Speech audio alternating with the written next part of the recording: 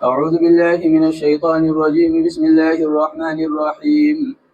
يا أيها الذين آمنوا لا تحلوا شعائر الله ولا الشهر الحرام ولا الهدي ولا القلائد ولا آمين البيت الحرام يبتغون فضلا من ربهم ورضوانا وإذا حللتم فاصطادوا ولا يجرمنكم شنآن قوم أن صدوكم عن المسجد الحرام أن تعتدوا وتعاونوا على البر والتقوى ولا تعاونوا على الإثم والعدوان واتقوا الله إن الله شديد العقاب.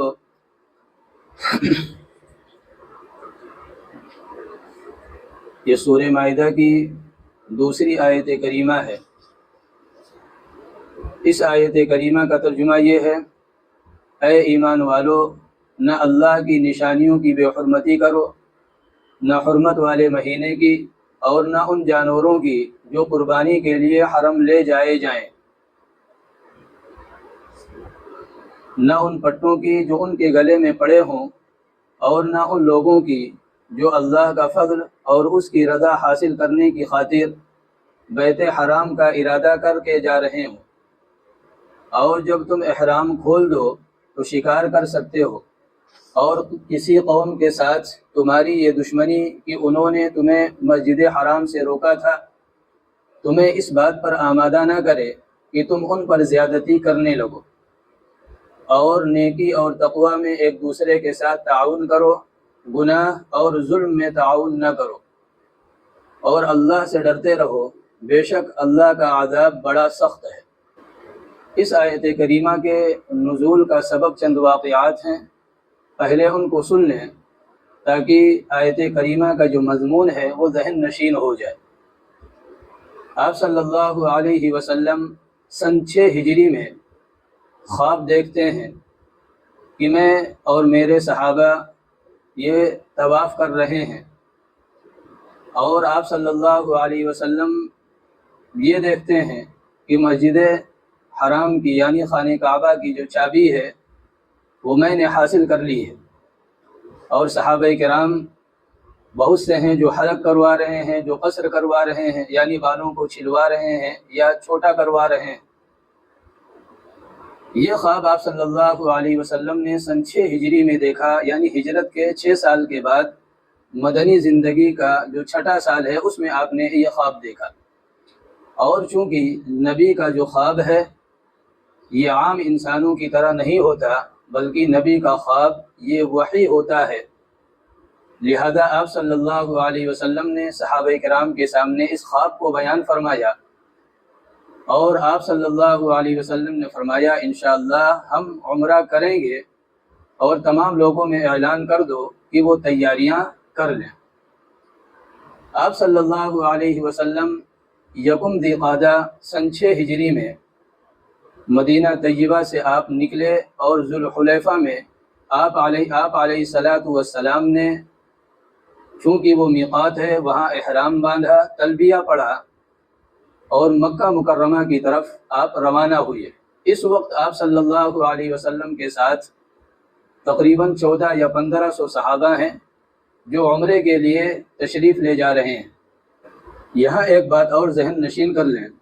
کہ عرب کا جو کلچر تھا، جو تہذیب تھا، وہاں جو معاشرہ تھا، اس میں قریش کو ایک خاص مراعات حاصل تھی، ایک خاص مقام اور مرتبہ تھا، اور وہی مسجد حرام کے خانہ کعبہ کے متولی اور ذمہ دار تھے۔ لہذا جب ان کو یہ مراعات اور یہ مقام اور یہ عزت، یہ ساری چیزیں حاصل تھیں، تو ان کی بھی کچھ ذمہ داریاں تھیں۔ ذمہ داریاں ان کی یہ تھیں کہ خانہ کعبہ کے قصد سے آنے والے، یعنی حج یا عمرے کے لیے آنے والے جو افراد ہیں، صرف اتنا نہیں کہ ان کے راستے میں کوئی رکاوٹ نہ ڈالی جائے، بلکہ بہتر سے بہتر سہولیات ان کے لیے فراہم کی جائے، یہ ان کی ذمہ داری تھی، اور یہ برسوں سے چلی آ رہی تھی۔ جب آپ صلی اللہ علیہ وسلم کا قافلہ مکہ مکرمہ کے قریب پہنچا اور انہیں خبر ہوئی، تو انہیں اب پریشانی لاحق ہوئی، ایک مخمصہ لاحق ہوا، ایک عجیب و غریب حالت میں یہ حضرات مبتلا ہو گئے، اس لیے کہ اگر یہ آپ صلی اللہ علیہ وسلم اور آپ کے اصحاب کو اجازت دے دیتے ہیں تو اس صورت میں یہ مسلمانوں کی بہت بڑی فتح اور بہت بڑی کامیابی ہوگی، اور یہ ایک اشارہ ہوگا کہ آنے والا جو وقت ہے یہ مسلمانوں کا ہے اور یہ انہیں گوارا نہ تھا۔ دوسرا راستہ یہ تھا کہ انہیں روک دیا جائے، عمرہ نہ کرنے دیا جائے، خانہ کعبہ کے اندر، مسجد حرام کے اندر ان کو داخل نہ ہونے دیا جائے۔ اس صورت میں ہوگا یہ کہ جو ہماری روایات چلی آ رہی ہیں، جن روایات کی بنیاد پر ہمیں مقام اور مرتبہ حاصل ہے، تو وہ ساری چیزیں مشروع ہوں گی، لان تان کا یہ سبب بنیں گے، زیادہ سے زیادہ یہ ہوگا۔ لہذا ان حضرات نے یعنی قریش مکہ نے اپنی روایات کو توڑ دینا یہ زیادہ بہتر سمجھا، بالمقابل اس کے کہ محمد صلی اللہ علیہ وسلم اور ان کے ساتھیوں کو عمرے کی اجازت دی جائے۔ لہذا انہوں نے 200 آدمیوں کے ساتھ خالد بن ولید رضی اللہ تعالی عنہ کو مدینہ منورہ سے مکہ کی مکرمہ کی طرف جو آنے والی شاہراہ تھی، جو عام راستہ تھا، جو متعارف راستہ تھا، اس طرف بھیج دیا۔ لہذا یہ تنعیم پہنچے جہاں آج مسجد عائشہ ہے، اور وہاں خالد بن ولید اور ان کے ساتھ جو 200 حضرات ہیں یہ انتظار کرنے لگے۔ آپ صلی اللہ علیہ وسلم یہاں پہنچ کر کچھ فاصلے پر آپ نے قیام کیا، آپ نے پڑاؤ ڈالا۔ آپ کو صورتحال کی خبر ہو گئی کہ خالد بن ولید کچھ دور کے فاصلے پر وہ ہمارے منتظر ہیں، وہ اگر مکے کے اندر ہم لوگ داخل ہوتے ہیں تو وہ رکاوٹ بنیں گے، قتل و قتال کی نوبت بھی آ سکتی ہے۔ تو آپ صلی اللہ علیہ وسلم نے وہیں قیام فرمایا۔ اس بیچ میں ایک واقعہ اور پیش آیا کہ جب آپ صلی اللہ علیہ وسلم اور آپ کے اصحاب ظہر کی نماز کے لیے جب کھڑے ہوئے تو خالد اور ان کے کچھ ساتھی یہ ٹیلے پر تھے، اونچائی پر تھے۔ انہوں نے دیکھا کہ تمام مسلمان ایک ساتھ رکوع، ایک ساتھ سجدہ۔ انہوں نے اپنے ساتھیوں سے کہا یہ بہترین موقع تھا کہ ہم ان پر حملہ آور ہوتے اور کم سے کم نقصان کے ساتھ ہم انہیں ختم کر سکتے تھے، اس لیے کہ جب یہ سجدے میں چلے گئے، رکوع میں چلے گئے تو بڑی آسانی کے ساتھ ان پر حملہ کیا جا سکتا تھا اور انہیں قتل کیا جا سکتا تھا۔ خالد بن ولید رضی اللہ تعالیٰ عنہ نے یہ ارادہ کیا کہ اب اگر آئندہ اس طرح کی صورتحال پیش آتی ہے تو ہم اس سے فائدہ اٹھانے میں دریغ نہیں کریں گے، ہم پیچھے نہیں رہیں گے، ہم حملہ کر دیں گے۔ عین اسی درمیانی عصر اور ظہر کے درمیان سورہ نساء کی وہ آیتیں جس میں صلاۃ الخوف کا طریقہ بتلایا گیا کہ جب ایسی صورتحال ہو کہ دشمن کے حملے کا خطرہ ہو، ایک ساتھ نماز پڑھیں گے تو دشمن حملہ آور ہوگا اور ختم کر دے گا، تو ایسی صورت میں یہ کہا گیا کہ ایک رکعت امام کے ساتھ آدھی جماعت پڑھ لے، پھر ایک رکعت سے فراغت کے بعد یہ جماعت وہاں سے ہٹ جائے اور جو پہرا دے رہے تھے وہ آ کر شامل ہو جائیں۔ لہذا عصر کی نماز اس طرح پڑھی گئی اور خالد بن ولید رضی اللہ تعالیٰ عنہ کو حملہ کرنے کا موقع نہ ملا۔ آپ صلی اللہ علیہ وسلم نے اب وہاں سے راستہ بدل دیا، چونکہ خالد بن ولید آگے بیٹھے ہوئے ہیں 200 آدمیوں کے ساتھ، اور چونکہ آپ اور آپ صلی اللہ علیہ وسلم کے جو اصحاب ہیں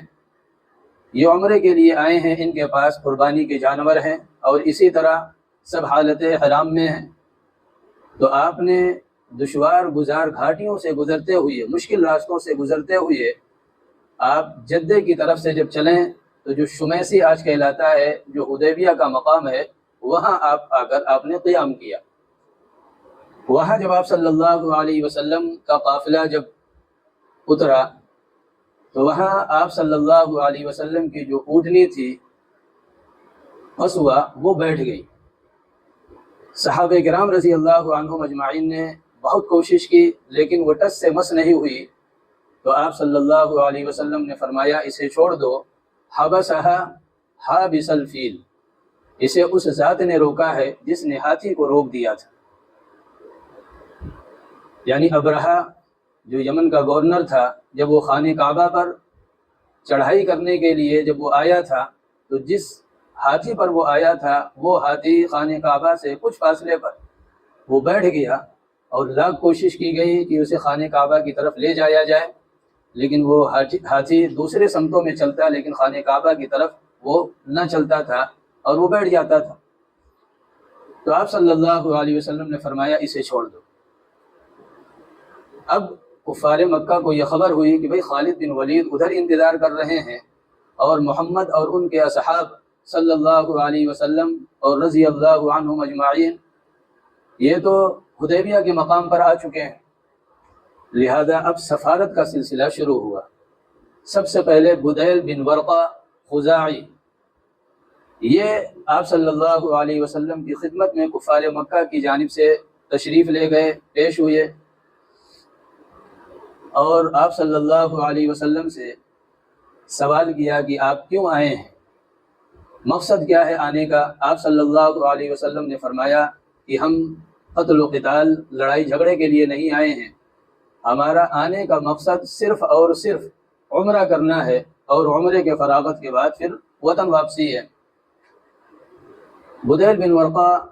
یہ واپس تشریف لے گئے، اور جانے کے بعد قریش کو بتلایا کہ محمد اور ان کے اصحاب صرف عمرے کے لیے آئے ہیں، اس کے علاوہ کوئی ارادہ نہیں ہے۔ اب قریش نے مقرس بن حبس کو بھیجا کہ وہ جائیں اور صورتحال کا جائزہ لیں کہ بدیل جو کچھ کہہ رہے ہیں کیا یہی حقیقت ہے، محمد اور ان کے اصحاب صرف عمرے کے لیے آئے ہیں۔ لہذا جب یہ گئے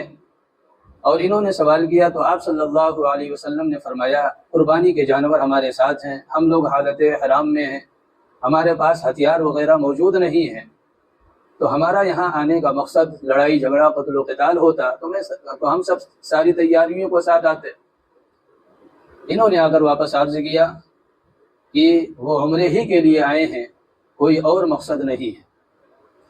اب قریش نے اپنے حلیفوں میں سے ایک حلیف جو مکہ مکرمہ کے اطراف میں تھے اور قریش کے ساتھ وہ ضم تھے، قریش جب بھی آواز دیتے وہ لبیک ان کی آواز پر کہتے، تو ان میں سے ایک سردار حلیس بن علقمہ یہ بنو کنانہ سے تھے، ان کو بھیجا، اور ان کے خاندان میں ایک نہایت ہی اچھی بات تھی اور عجیب بات تھی کہ یہ حضرات قربانیوں کے جانوروں کا بڑا احترام کرتے تھے، یعنی ہدی کا بڑا احترام تھا اس خاندان میں۔ جب آپ صلی اللہ علیہ وسلم کو معلوم ہوا کہ حلیس آ رہے ہیں تو آپ نے صحابہ کو حکم دیا کہ قربانی کے جو جانور ہیں انہیں سامنے کر دیا جائے۔ تمام قربانی کے جانور سامنے کر دیے گئے، اور یہ جب آئے انہوں نے دیکھا قربانی کے جانور کو، سبحان اللہ، بغیر کسی سوال و جواب کے وہیں سے واپس چلے گئے، اور جا کر قریش کے سرداروں سے کہا کہ محمد صلی اللہ علیہ وسلم صرف عمرے کے لیے آئے ہیں، ان کے ساتھ قربانی کے جانور ہیں، ایسی صورت میں اگر تم عمرے کی اجازت انہیں نہیں دیتے اور ان پر حملہ کرتے ہو، ان کے ساتھ قتل و قتال کرتے ہو، تو یاد رکھو ہم اس معاملے میں تمہارا تعاون نہیں کریں گے۔ یہ پہلی ضرب تھی جو حلیس کے ذریعے سے کفار مکہ پر پڑی۔ اس کے بعد عروہ بن مسعود الثقفی جو بعد میں رضی اللہ تعالی عنہ بنے، یہ اس وقت مسلمان نہیں ہوئے تھے، انہوں نے قریش سے کہا کہ اگر آپ اجازت دیں تو ہم جا کر صورتحال کا جائزہ لیتے ہیں۔ یہ تشریف لے گئے آپ صلی اللہ علیہ وسلم کی خدمت میں، اور آپ کے اصحاب کے مرال کو جاننے کے لیے انہوں نے کچھ عجیب و غریب باتیں کی ہیں جس کو سیرت نگاروں نے بڑی تفصیل کے ساتھ بیان کیا ہے۔ انہوں نے باتوں باتوں میں کہا کہ محمد صلی اللہ علیہ وسلم اگر آپ اپنی قوم سے قتل و قتال کرتے ہیں اور انہیں فنا کے گھاٹ اتار دیتے ہیں تو کیا کوئی آدمی ایسا ہے جس نے اپنے خاندان کو، اپنے قبیلے کو قتل کیا ہو؟ یعنی یہ بہت برا کام ہوگا اگر آپ یہ کریں گے، اور اگر کہیں آپ کمزور پڑ گئے اور قریش غالب آ گئے، مکے والے غالب آ گئے، تو اس صورت میں یہ جو تمہارے ارد گرد بھیڑ ہے یہ بھیڑ بھاگ جائے گی، یہ آپ کے ساتھ کھڑی نہیں ہوگی۔ اس پر سیدنا حضرت ابوبکر صدیق رضی اللہ تعالی عنہ نے نہایت ہی سخت جواب دیا، اور بڑے یعنی فحش انداز میں یہی ایک موقع ملتا ہے جہاں سیدنا حضرت ابو بکر صدیق رضی اللہ تعالیٰ عنہ نے سختی کے ساتھ کسی کا جواب دیا ہو۔ تو اس نے پوچھا، عروہ نے پوچھا، بھائی یہ کون ہے؟ بتلایا گیا یہ حضرت ابو بکر صدیق ہیں۔ تو اس نے کہا ہاں ان کا ہمارے اوپر ایک احسان ہے، اگر وہ احسان نہ ہوتا تو میں آج ان کے سختی کا جواب دیتا، یعنی ترکی بترکی میں جواب دیتا۔ اس کے بعد عروہ ایک انداز اور اختیار کیے ہوئے تھے کہ وہ آپ صلی اللہ علیہ وسلم کے داڑھی مبارک کی طرف بار بار اپنا ہاتھ لے جاتے۔ تو بغل قریب میں کھڑے تھے مغیرہ ابن شعبہ، یہ ہاتھ پر تلوار سے زور سے مارتے کہ بدبخت آپ کے داڑھی سے اپنا ہاتھ پیچھے رکھ۔ تو عروہ نے پوچھا یہ کون ہے؟ تو یہ عروہ کے بھتیجے تھے، لیکن اب خود یا اس طرح کی چیزیں پہن رکھی ہیں جس کی وجہ سے وہ پہچان نہیں رہے۔ تو انہوں نے کہا یہ عروہ ہیں، یہ مغیرہ ابن شعبہ ہیں۔ تو اس نے کہا بھتیجے، اور ان کو جواب بھی دیا۔ اس کے بعد نماز کا وقت آیا تو اس نے عجیب و غریب منظر دیکھا کہ آپ کے پانی کا قطرہ جو وضو کر رہے ہیں وہ صحابہ کرام زمین پر نہیں گرنے دے رہے ہیں، بلکہ وہ ہاتھوں میں لے رہے ہیں، اپنے چہرے پر مل رہے ہیں، بدن پر مل رہے ہیں، اور یہ ساری چیزیں عروہ نے بڑے ہی باریکی سے دیکھی۔ اور جب واپس گئے تو انہوں نے جو رپورٹ پیش کی، جو تجزیہ رکھا قریش مکہ کے سامنے، وہ کچھ یوں تھا کہ میں نے قیصر و کسریٰ کے دربار بھی دیکھے ہیں، میں نے دنیا کے بڑے بڑے بادشاہوں کو دیکھے ہیں، لیکن جو شان محمد کی ہے وہ کسی اور کی شان میں نے نہیں دیکھی۔ محمد کے ساتھی جس طرح آپ پر جانثار ہیں، آپ کے اشارے پر مر مٹنے کے لیے تیار ہیں، ویسی جماعت میں نے کسی بادشاہ کے ارد گرد نہیں دیکھی۔ اور یہ یاد رکھو کہ اگر تم لوگ لڑائی جھگڑا کرو گے تو ان کے ساتھ جو حضرات ہیں یہ پیچھے ہٹنے والے نہیں، یہ خون کے آخری قطرے تک لڑیں گے۔ یہ عروہ ابن مسعود نے وہاں رپورٹ پیش کی جو آپ صلی اللہ علیہ وسلم سے ملاقات کے بعد انہوں نے سمجھا۔ اس کے بعد پھر آپ صلی اللہ علیہ وسلم نے عثمان غنی رضی اللہ تعالی عنہ کو مکہ مکرمہ بھیجا۔ یہ بنو امیہ قبیلے کے ہیں، بنو امیہ بڑا قبیلہ، اور دوسرے یہ کہ عثمان غنی رضی اللہ تعالی عنہ یہ نہایت ہی سخی اور فیاض، بہت کم گھرانے ایسے رہے ہوں گے جنہوں نے عثمان غنی رضی اللہ تعالی عنہ کی سخاوت سے فیض حاصل نہ کیا ہو۔ لہذا ان کا ایک مقام تھا عرب کے اندر، اگرچہ وہ ہجرت کر گئے تھے لیکن آج بھی وہ سب کے دلوں میں تھے۔ تو آپ صلی اللہ علیہ وسلم نے اولاً حضرت عمر بن خطاب رضی اللہ تعالیٰ عنہ کو سفیر بنا کر بھیجنا چاہا تھا، لیکن سیدنا حضرت عمر رضی اللہ تعالیٰ عنہ نے فرمایا یا رسول اللہ وہ تو میرے جان کے در پہ ہو جائیں گے۔ انہیں ہجرت کے وقت والا وہ جملہ یاد ہے کہ آئے عمر کو روکے جس کو اپنی بیوی کو بیوہ کرنا ہو، بچوں کو یتیم کرنا ہو۔ بدر والا وہ جملہ انہیں یاد ہے کہ جب میں نے کہا تھا کہ بدر کے جتنے قیدی ہیں ان تمام کی گردنیں مار دی جائیں، تو اگر ہمیں بھیجیں گے تو آپ کا حکم سر آنکھوں پر، لیکن ہمارے جانے سے بات بنے گی نہیں، بگڑ جائے گی۔ میری رائے میں ایک شخص ہے کہ اگر آپ اسے بھیجیں تو بات بن سکتی ہے، اور کوئی گھر ایسا نہیں ہے جس نے اس کی سخاوت و فیاضی سے فائدہ نہ اٹھایا ہو۔ آپ نے فرمایا کون؟ فرمایا عثمان غنی۔ آپ صلی اللہ علیہ وسلم نے جب انہیں بھیجا تو ان کا بڑا استقبال ہوا، لوگوں نے مرحبا کہا، لوگوں نے یہ پیشکش بھی کی کہ آپ آئے ہیں تو آپ عمرہ کر لیجئے، طواف کر لیجئے۔ حضرت عثمان غنی رضی اللہ تعالیٰ عنہ نے فرمایا کہ جب تک میرے حبیب یعنی محمد صلی اللہ علیہ وسلم نہیں کرتے میں بھی نہیں کروں گا، آپ کو جب اجازت ملے گی تو آپ اگر کریں گے تو میں بھی کروں گا، ورنہ میں نہیں کروں گا۔ عثمان غنی رضی اللہ تعالیٰ عنہ کو وہاں روک لیا گیا کہ آپ رکیے، صبح ہم سرداروں سے ملاقات کروائیں گے، بات چیت ہوگی، اس کے بعد جو نتیجہ نکلے گا وہ جا کر آپ صلی اللہ علیہ وسلم کو بتلا دینا۔ عثمان غنی رضی اللہ تعالیٰ عنہ کو آنے میں چونکہ تاخیر ہوئی تو خبر یہ اڑا دی گئی کہ عثمان غنی رضی اللہ تعالیٰ عنہ کو شہید کر دیا گیا۔ تو اس وقت اللہ کے نبی صلی اللہ علیہ وسلم نے جو 14 یا 1500 صحابہ ہیں ان سے موت پر بیعت لی تھی، جس کو بیعت رضوان کہا گیا۔ اور قرآن کریم میں اس بیعت کو ذکر کیا اور اس پر اللہ نے اپنی رضا اور خوشنودی کی مہر لگائی، اور اس میں جو حضرات شامل تھے انہیں مخلصین کی جماعت قرار دی، انہیں اخلاص و للہیت والا قرار دیا۔ لہذا اس بیعت کی بڑی اہمیت ہے جس کو بیعت رضوان کہا گیا۔ اس میں اللہ کے نبی صلی اللہ علیہ وسلم کو جب تمام صحابہ بیعت کر چکے تو یہ خیال آیا کہ کہیں عثمان اگر زندہ ہو،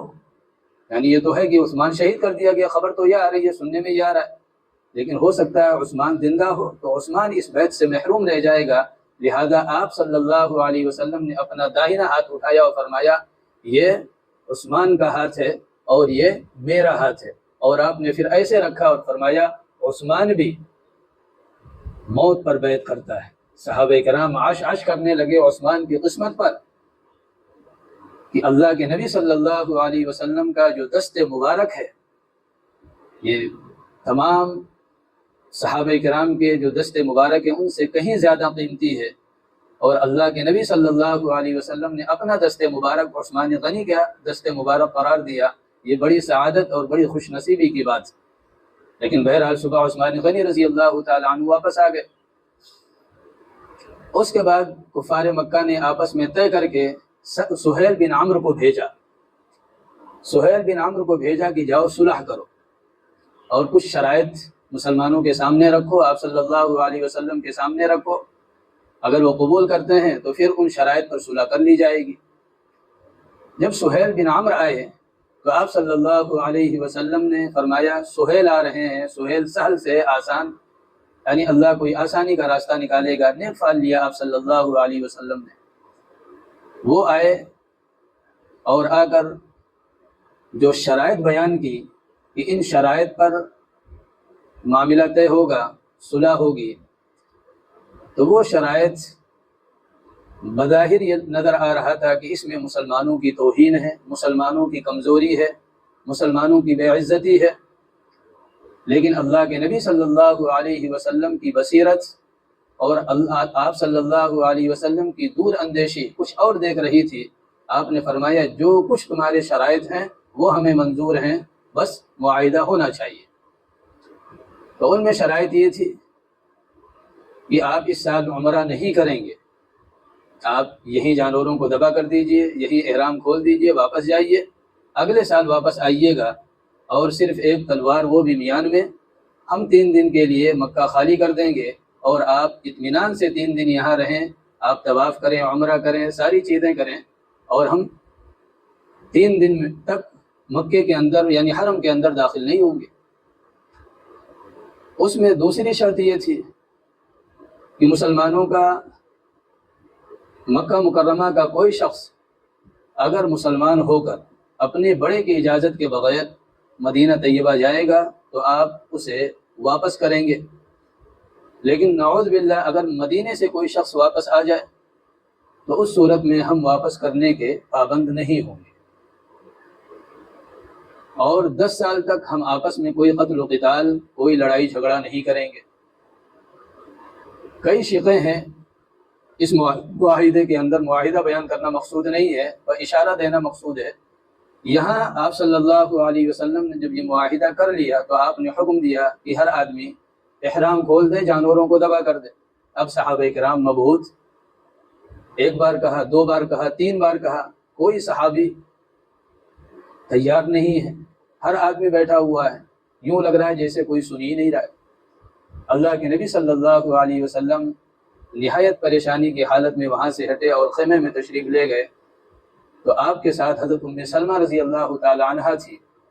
انہوں نے پوچھا یا رسول اللہ کیا بات ہے؟ آپ نے فرمایا یہ جو میرے جانثار ہیں،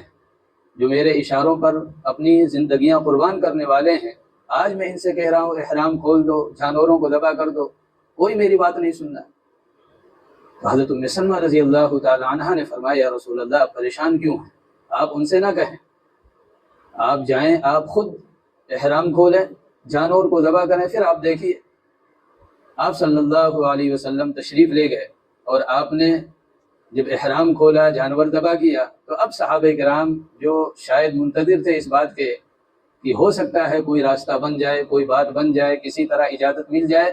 وہ ساری امیدیں منقطع ہو گئیں۔ لہذا آپ کے اس عمل پر تمام صحابہ کرام احرام سے باہر ہو گئے اور جانوروں کو ذبح کر دیا۔ اب یہ پہلا واقعہ ہے کہ اللہ تبارک و تعالیٰ کے گھر پر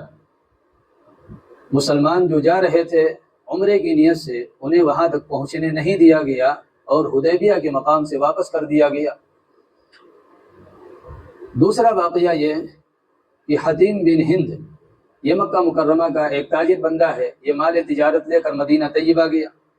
اور وہاں اس نے اپنے تمام مال و اسباب کو بیچنے کے بعد اسے مدینہ طیبہ کے باہر چھوڑا اور آپ صلی اللہ علیہ وسلم کی خدمت میں حاضر ہوا، اس ارادے سے کہ وہاں جا کر جھوٹ موٹ کا ہم اپنے اسلام کا اظہار کر دیں تاکہ مسلمان ہم سے مطمئن ہو جائیں۔ لیکن جب یہ آپ صلی اللہ علیہ وسلم کی خدمت میں حاضر ہوا، اس سے پہلے آپ کو بذریعہ وحی یہ بات بتلا دی گئی تھی کہ یہ منافق ہے، یہ جو کچھ کہے گا یہ شیطان کی زبان بولے گا۔ لہذا جب یہ آیا تو آپ صلی اللہ علیہ وسلم نے اس کے واپسی پر فرمایا کہ یہ کفر کے ساتھ آیا تھا اور انہی تمام چیزوں کے ساتھ واپس گیا ہے، یہ مسلمان نہیں ہوا ہے۔ یہ جب مدینہ طیبہ سے باہر نکلا تو مدینہ طیبہ کے باہر مسلمانوں کے کچھ جانور تھے جو چر رہے تھے، اس نے ان تمام جانوروں کو اکٹھا کر کے اور لے بھاگا۔ مسلمانوں کو جب تک خبر ہوئی تعاقب میں نکلے، لیکن یہ دور جا چکا تھا، یہ گرفت میں نہیں آیا۔ جب 7 ہجری میں مسلمان عمرۃ القضاء کے لیے جا رہے ہیں تو تلبیہ کی آواز آئی مسلمانوں کے کانوں میں، تو دیکھا یہ حتیم بن ہند یہ انہی جانوروں کے ساتھ خانہ کعبہ کی طرف جا رہا ہے اور ان جانوروں کو جو مدینہ طیبہ سے لایا تھا بطور قربانی یہ حرم لے کر جا رہا ہے۔ تو مسلمانوں کے دل میں یہ بات آئی کہ کیوں نہ اسے قتل کر دیا جائے اور اس کے جو جانور ہیں یہ چھین لیے جائیں۔ تیسرا واقعہ یہ ہے کہ جب سن 8 ہجری میں مکہ فتح ہوا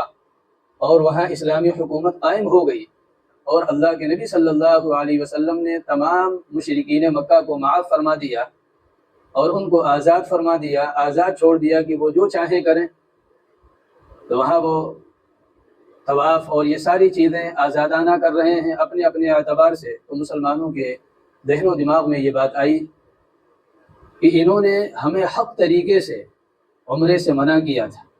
قربانی کے جو جانور تھے انہیں حرم تک پہنچنے سے روک دیا تھا، تو یہ کیا الٹی سیدھی حرکتیں کر رہے ہیں، الٹے سیدھے مراسم بنا رکھے ہیں، غلط طریقے سے یہ ساری عبادتوں کو انجام دے رہے ہیں۔ تو جب حق انہوں نے نہیں کرنے دیا تھا تو ہم انہیں ناحق کیوں کرنے دیں، کیوں نہ ہم ان کے جانور کو چھین لیں اور انہیں حرم سے بھگا دیں یا قتل کر دیں۔ تو یہ 3 واقعات ہیں۔ اب اسی پس منظر میں آپ آیت کریمہ کو دیکھیں کہ اللہ تبارک و تعالیٰ فرماتا ہے یا ایھا الذین آمنوا لا تحلوا شعائر اللہ، اے ایمان والو اللہ کے شعائر کی بے حرمتی مت کرو۔ شاعر یہ شاعرہ کی جمع ہے، اس کے معنی علامت کے ہیں، اسی لیے ہر محسوس چیز کو، ہر اس محسوس چیز کو شاعر کہا جاتا ہے جو علامت ہو کسی چیز کی۔ شاعر اسلام اس کو کہتے ہیں کہ جو عرفاً مسلمان ہونے کی علامت سمجھا جائے، جیسے نماز ہے، حج ہے، ختنہ ہے، سنت کے مطابق داڑھی ہے، یہ وہ چیزیں ہیں جو اسلام کی علامت ہے، مسلمان ہونے کی پہچان ہے،